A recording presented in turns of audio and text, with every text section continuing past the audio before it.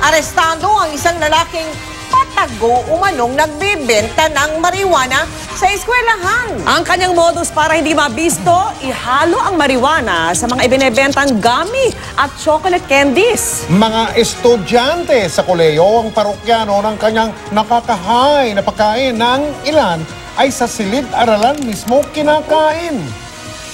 Ang maaksyong pag-aresto tinutukan ni John Consulta. Eksklusibo!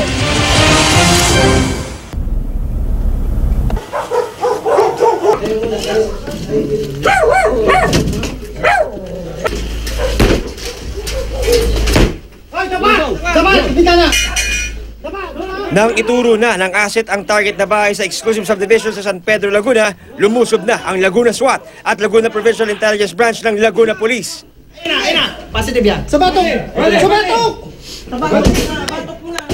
Di na nakapalag ng pusasan ang primary target ng operasyon na si Bobby Babcock, 31 taong gulang.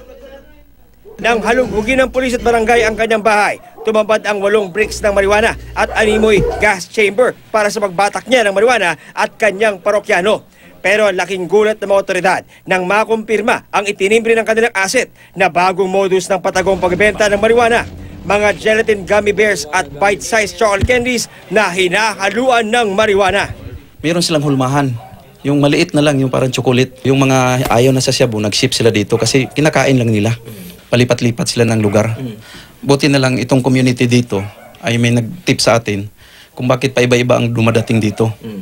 So nung nagbalidate tayo, yun nga, akala natin Cebu, yun pala yung marijuana. Ang bata na ang target nila, estudyante, lalo ngayon pasukan.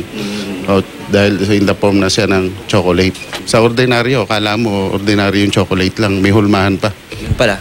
Yung pala, ito, product na ng marijuana, galing sa hash. Bukod sa 350,000 pesos na halaga ng hash at marijuana, kumpiskado rin ang ilang glass pipes, microwave oven at hulmahan para sa chocolate marijuana candies. Aminado ang suspect na pasimpleng kaliwaan sa loob ng eskwelahan nagaganap ang bentahan ng gelatin at chocolate marijuana candies na kung minsan ay kinakain pa sa loob mismo ng mga classroom ng mga parokyanong estudyante. Naniniwala po ako sa health benefits na binibigay nito sa tao. Opo. Pero sir, alam natin na bawal sila marijuana sa bansa natin eh. Bakit patuloy pa rin yung paggamit mo? Wala po sir, hindi ko po masasagot.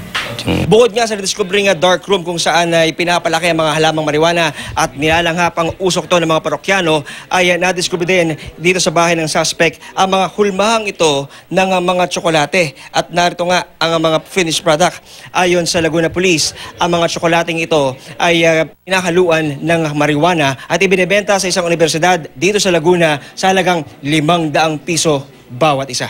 Puspusan ngayon ang follow-up operation ng Laguna Police para mahuli ang iba pang kasabwat sa paggawa ng gummy bear at chocolate marijuana candies. This is the very first time that we encountered this kind of drugs. Aggressively, we want to disseminate this to the rest of the members of Calabarzon, and we will conduct an extensive public information drive, particularly targeting our schools, the youth sector, para po matulungan natin sila para maiwasan nila itong illegal drugs. John Consulta, Nakatutok, 24 Oras.